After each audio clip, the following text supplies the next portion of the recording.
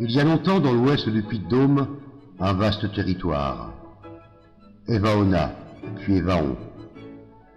C'est sur cette ancienne appellation qu'après la conquête des Romains, puis des Celtes, cette ville construite sur une éminence devint Évo.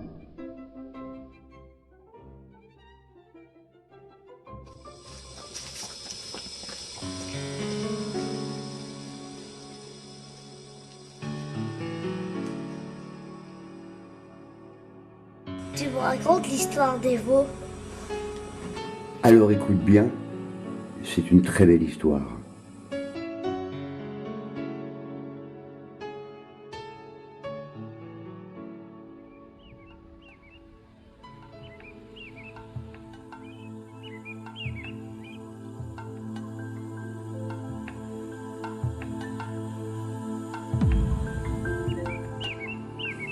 Il y a longtemps, au Pierre Jaumâtre, près de Toul-Sainte-Croix, jaillissaient des sources chaudes.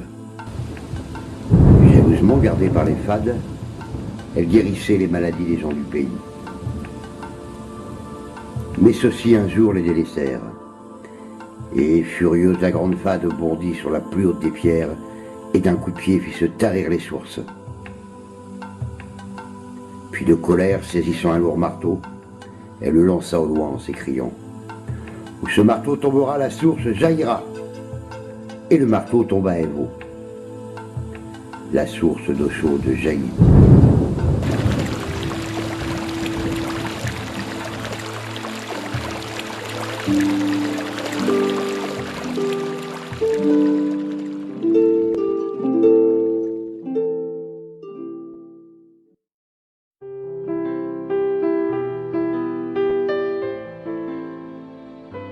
C'était comment Évo avant?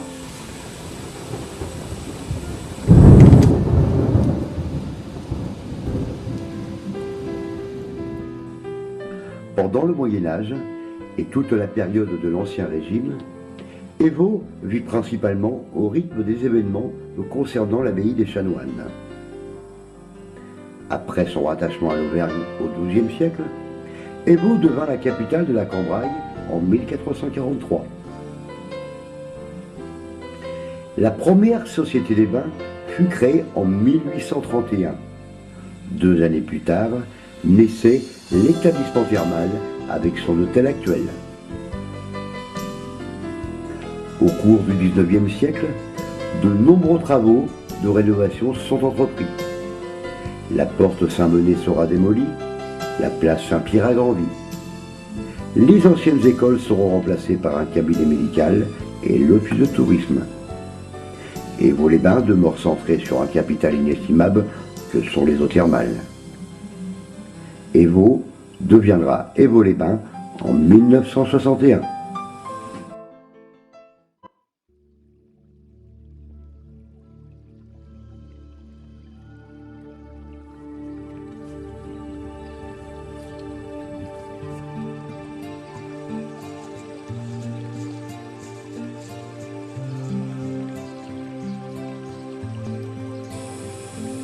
Dans cette paisible station thermale des rives de la Creuse, tout respire la pureté, le grand vert de la nature, la sincérité d'une qualité de vie.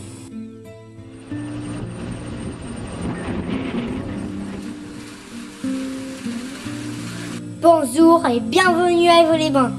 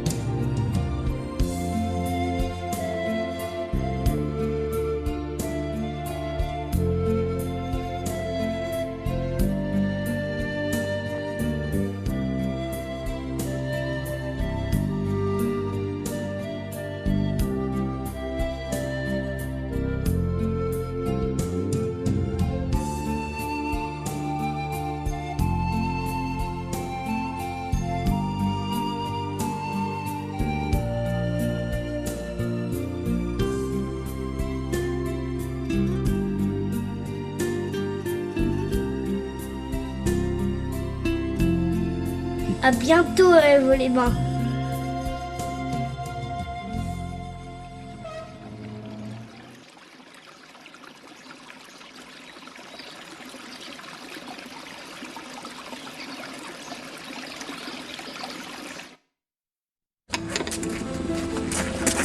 Maintenant, nous sommes au centre thermal.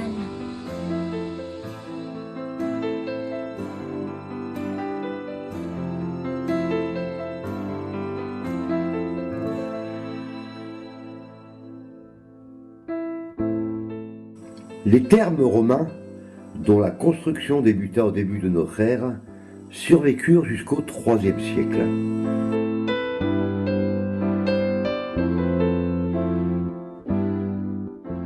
C'est en 1831 que se constitua la première société d'exploitation des eaux thermales.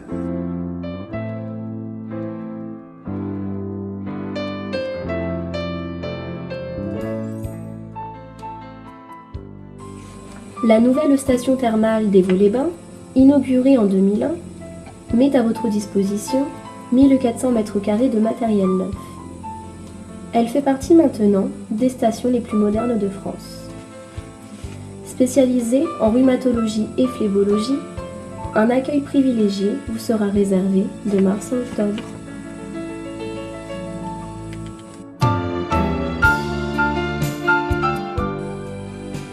Encadrée par un personnel très qualifié, une qualité de l'eau irréprochable grâce à la charte de qualité d'hygiène avec l'ensemble des stations d'Auvergne. La station thermale des Vaux-les-Bains est l'endroit idéal pour se soigner et se détendre.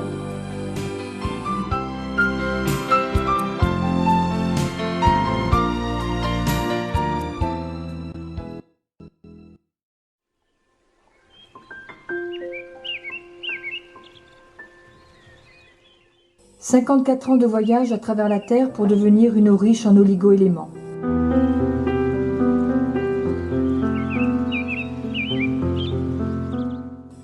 Eau intelligente et eau de douceur. Cette eau thermale est la plus douce et la moins calcaire de France. Ses vertus en font une eau de soin indispensable à l'équilibre des peaux irritables et sensibles. Et vos laboratoires créent des produits à base d'eau thermale des Vaux-les-Bains.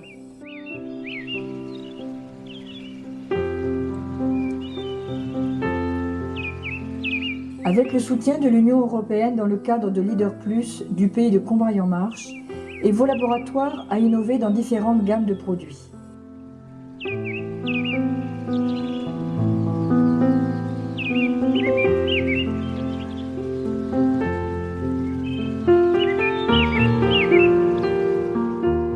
Toute une gamme de produits dans le soin de l'acné,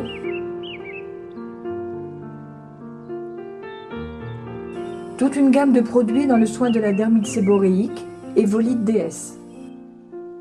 Une gamme dans le soin du psoriasis et Evopso. Une gamme dans le cadre de la dermatite atopique et Evozema.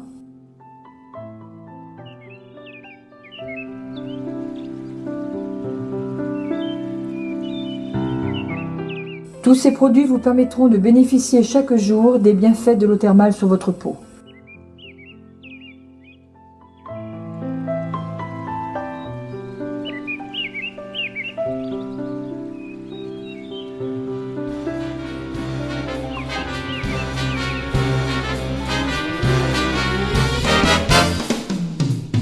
Les commerçants des Vaux-les-Bains s'unissent dans un but commun, animer la cité thermale.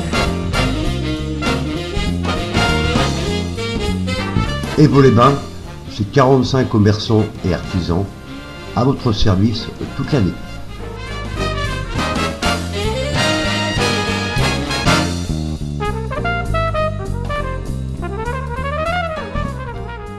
Bonjour, l'amicale des commerçants vous souhaite la bienvenue à Vaux-les-Bains.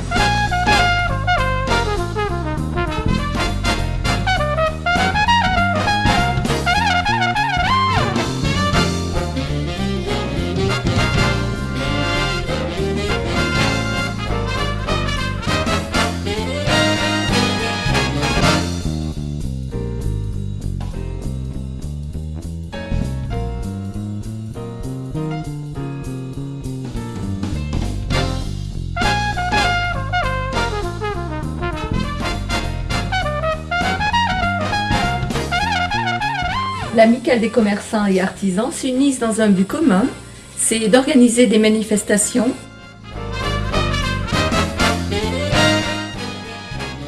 Nous vous proposons tout au long de l'année des animations commerciales pour faire connaître nos commerces et nos entreprises.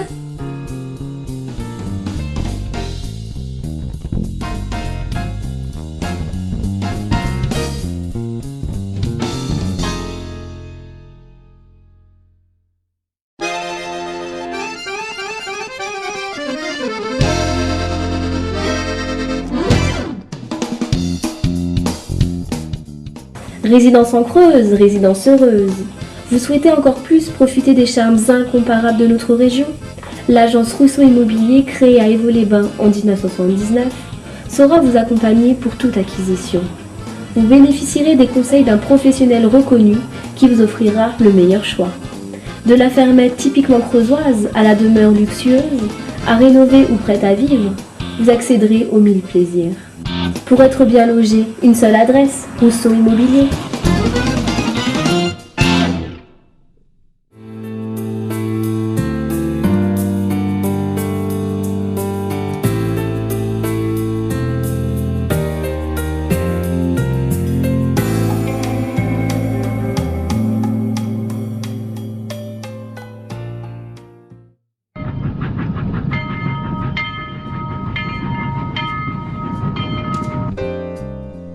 Par son obstination, Armand Fourreau, malgré les difficultés d'accès, réussit à convaincre la société constructrice de faire passer le train à Évaux.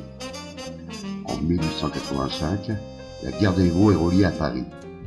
Un essor économique certain pour la région.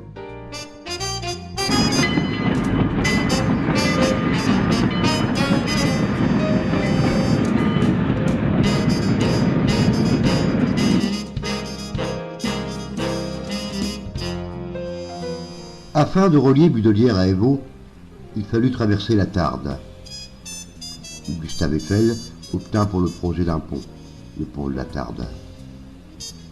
Durant la nuit du 26 au 27 janvier 1884, un vent extrême fit basculer le tablier.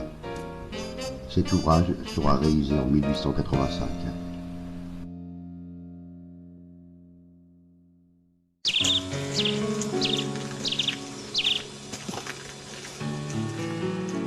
Protecteur des biens et de la terre, le protecteur des veaux, Saint-Marien.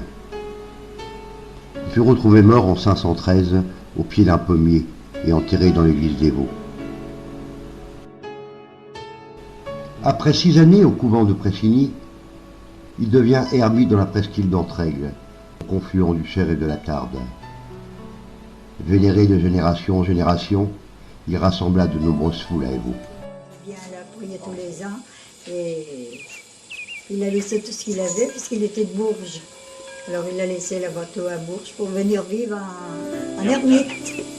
Puis on avait coutume de recourir à la protection de Saint-Marien lors des grandes calamités.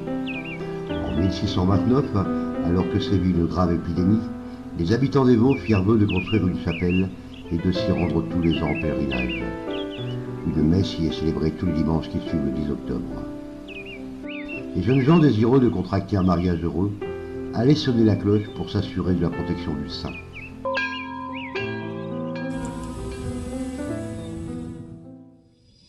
Nous allons à la chapelle Radegonde.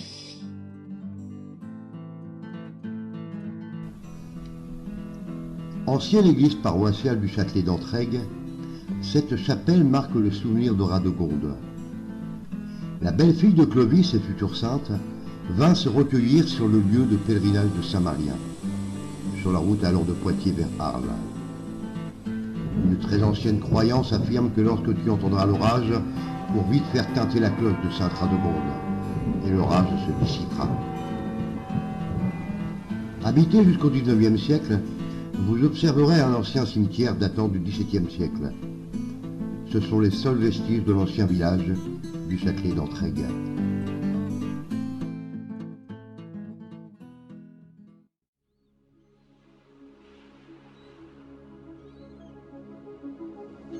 Maintenant, nous sommes au pont suspendu. C'est en 1906 que sur le Cher, on édifie un barrage-réservoir, le barrage de Rosebud, pour produire de l'électricité. La montée des eaux a transformé le désert de Saint-Marie en une presqu'île. Afin de rétablir les communications routières entre Budelière et Mazira, il a fallu remplacer la passerelle existante.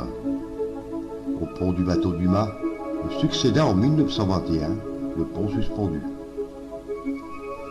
Une œuvre magnifique de plus de 100 mètres de long, qui relie les chapelles de Sainte-Radegonde et de Saint-Marien.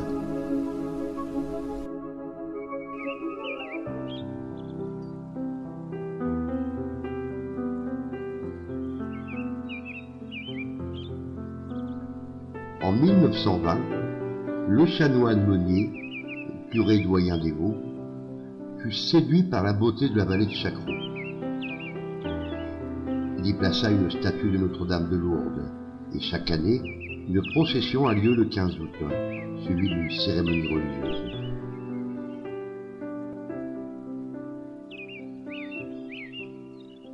Une jolie promenade à travers ce vieux chemin charretier, à travers la vallée de Chacreau, et il vous emmènera sur les ruines du château de La Roche-Aymon.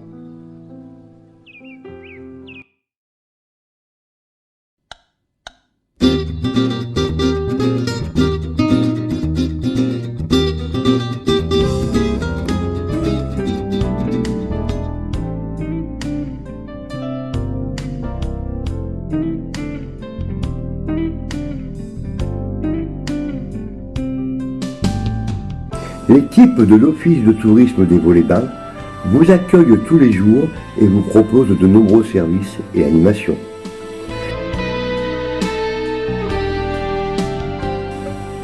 Des sorties découvertes aux visites originales, des ateliers artistiques, une borne internet, c'est tout un panel d'activités afin d'agrémenter votre séjour.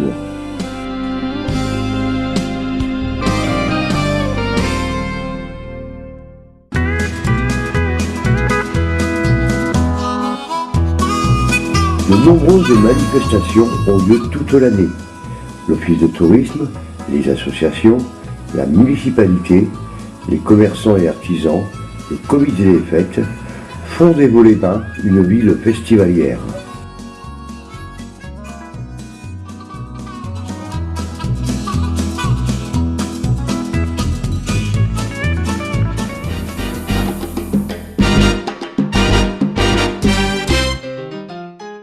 Le casino entièrement repensé ouvre aujourd'hui avec deux espaces distincts. Premièrement, un espace ouvert à tous, comprenant le bar, le restaurant et la salle d'animation, donc ouvert à tous, même aux mineurs, à condition qu'ils soient accompagnés. Et un espace jeu, comprenant les machines à sous et les jeux traditionnels, pour lequel il faut systématiquement présenter soit une pièce d'identité, soit une carte Player Plus. Le restaurant est ouvert midi et soir, du mercredi au dimanche et les jours fériés,